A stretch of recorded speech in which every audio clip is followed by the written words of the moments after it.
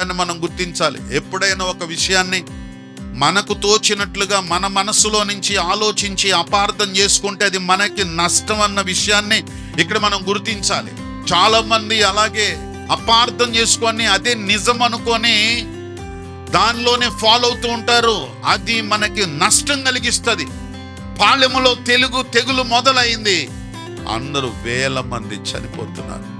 మళ్ళీ మోషేని గుర్తించాడు. వెంటనే అహరోనుకి చెప్పాడు, ఏ అహరోను అన్నయ్య, నువ్వు అర్జెంటుగా వెళ్ళు, ప్రజల పక్షంగా వెళ్ళు.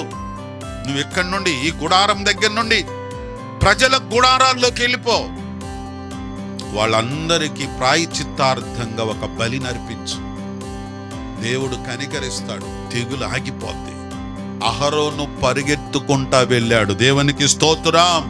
Because it's very serious time. అహరోను పరిగెత్తుకుంటూ వెళ్ళి ఆ జనులు నివసించే పాళెము దగ్గరికి వెళ్ళి, ఎవరేమనుకుంటే నాకేంటి, ఒక బలిని అర్పించి దేవునికి ప్రాయచిత్తార్థ బలిని అర్పించి ప్రార్థన చేశాడు. ఎప్పుడైతే అహరోను బలి అర్పించాడో తెగులు ఆగిపోయింది.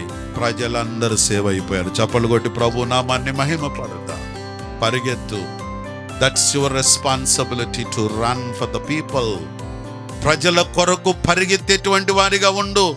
Because they are perishing. నశించిపోతున్నారు. ప్రజలు పాడైపోతున్నారు.